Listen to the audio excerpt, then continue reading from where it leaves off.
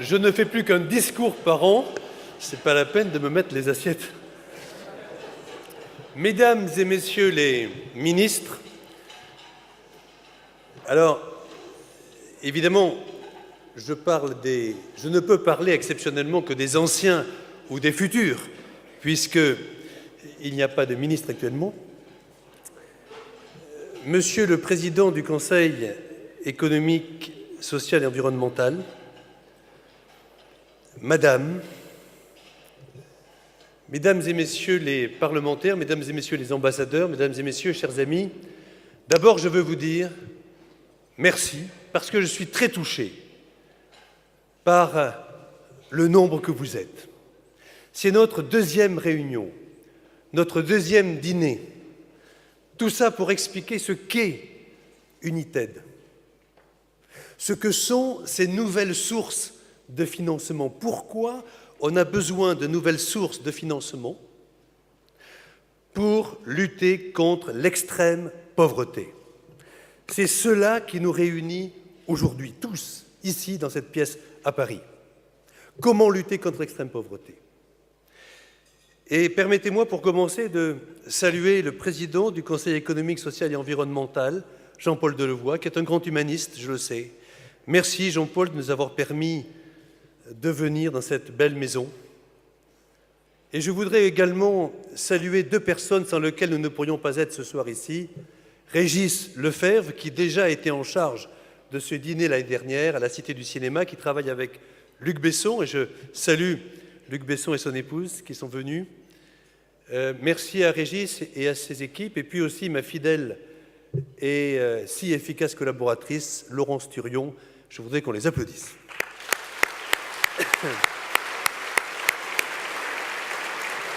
Et puis, je voudrais vous dire combien je vous suis reconnaissant. Je vous suis reconnaissant parce que vous n'avez pas considéré, lorsque vous avez reçu un carton d'invitation où mon nom était à côté de celui de Bill Gates, de ne pas considérer que c'était un poisson d'avril. Et ça, je vous en suis très reconnaissant. Donc nous avons fait du chemin, je me dis. Et donc, c'est vrai que ce n'est pas un poisson d'avril, et c'est vrai que Bill Gates est là. Et permettez-moi de m'adresser à lui quelques secondes. Dear Bill Gates, first of all, I would like to thank you for being here with us this evening. I would also like to thank you for the active participation of the Bill and Melinda Gates Foundation in the United Board, and particularly the amazing job of Blair Anuel. Thank you, Blair, for coming from Seattle. Thank you very much to be with us tonight. And overall, I would like to thank you for all the good you are doing for the world. I am not talking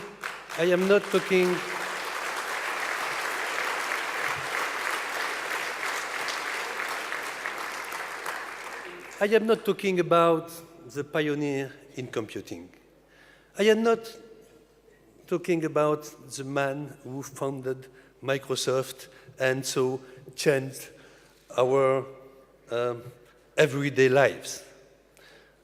I am talking about the man who shows young people over the world that money is not an end in itself, but a means to improve life conditions for everybody in the world, and particularly for the poorest. Ladies and gentlemen, may I ask for a big round of applause for Mr. Bill Gates.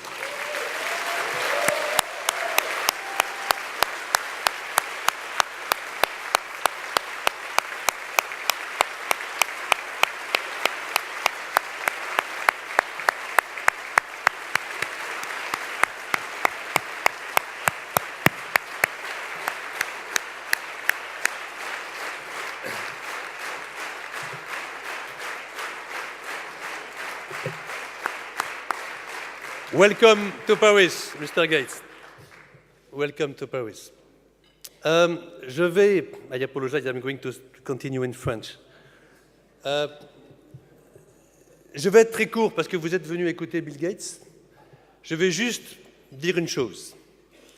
Lorsque la présidence française du G20 a demandé à cet homme, Bill Gates, de lui faire un rapport, il y a 3 ans, c'était Nicolas Sarkozy qui présidait le G20, un rapport sur le thème suivant: comment faire en sorte qu'il y ait des financements pour lutter contre l'extrême pauvreté dans le monde. Bill Gates leur a dit aux 20 devant eux, vous n'avez qu'une seule chose à faire, une.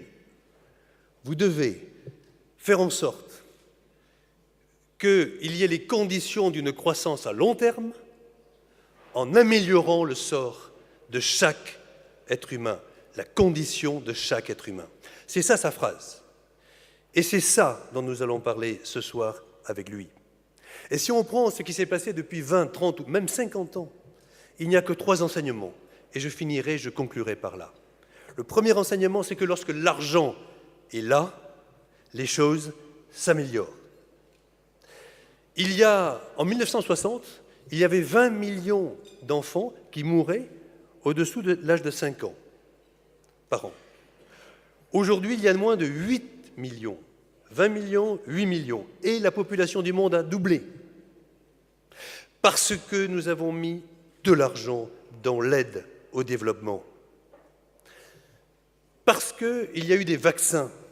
Je suis très heureux ici de saluer Seth Berkley qui est venu, le directeur exécutif de Gavi, qui a, depuis le début, c'est-à-dire 2005-2006, donné 2,5 milliards de doses de vaccins à des enfants dans le monde. Parce qu'il y a eu le Fonds mondial, parce que Jacques Chirac, parce que Tony Blair, parce que Bill Clinton ont voulu faire ce grand fonds de lutte contre le sida, la tuberculose, le paludisme. Et je voudrais saluer ici Mark Dybul, qui est ici le patron du Fonds mondial, avec des chiffres sur le sida, la tuberculose, le paludisme que l'on n'aurait jamais espéré il y a encore 5 ans. Et je salue ici mon ami Michel Silibé, le patron d'ONU-SIDA. Vous êtes tous venus, mes amis, et c'est important que l'on soit tous là ce soir à Paris pour tordre le cou à une idée effrayante que j'entends partout, que la plupart des Français croient. L'aide aux pauvres, c'est comme de l'eau que l'on met dans du désert, ça ne sert à rien, c'est un tonneau des Danaïdes, ça ne sert à rien. Ce n'est pas vrai. La rougeole, le vaccin contre la rougeole a permis de diminuer de 98% la mortalité de la rougeole, parce qu'on a su le faire et on a mis l'argent pour le faire. Premier enseignement. Deuxième enseignement, je voudrais mettre une diapositive, ce sera la seule que j'ai. Je sais que Bill Gates en a 4 ou 5, moi j'en ai une. C'est normal. J'essaie d'appuyer. Bon, voilà, elle est là, très bien. Cette photo, elle montre, c'est une photo très intéressante que vous pouvez tous prendre sur vos ordinateurs. C'est une photo qui montre, c'est une photo interactive, une carte interactive de National Geographic, qui montre où vivent les hommes et comment ils vivent.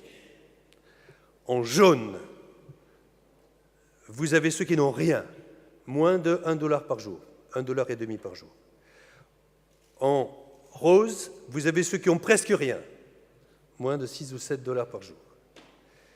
Et ensuite, vous avez ceux qui s'en sortent, et puis les bleus, c'est nous. Si vous prenez les jaunes et vous ajoutez les roses, ça fait 5 milliards. Vous avez bien entendu, 1 milliard sans rien, 4 milliards sans presque rien.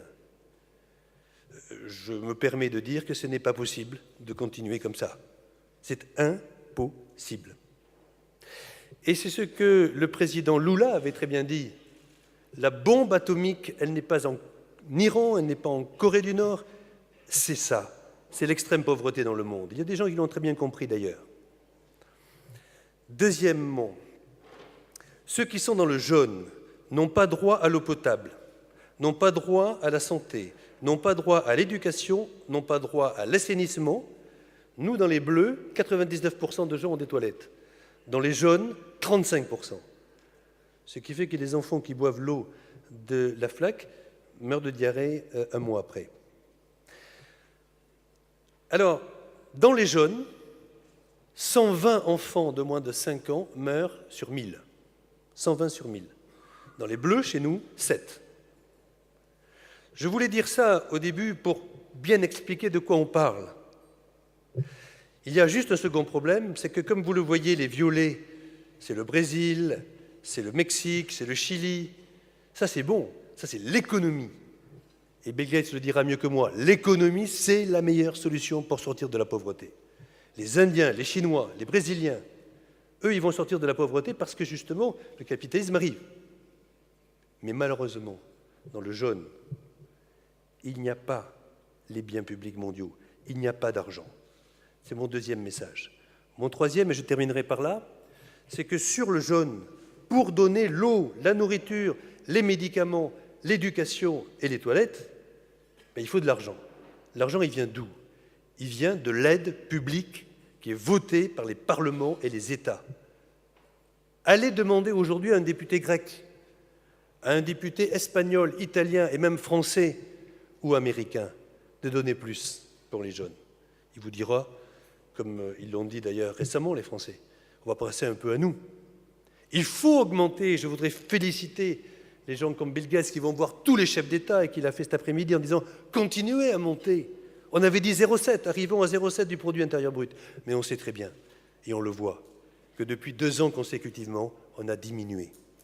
On a diminué l'aide publique au développement. Donc on a, comme les jeunes sont les seuls qui font des enfants dans le monde, le nombre de pauvres augmente, les besoins augmentent et les dépenses diminuent.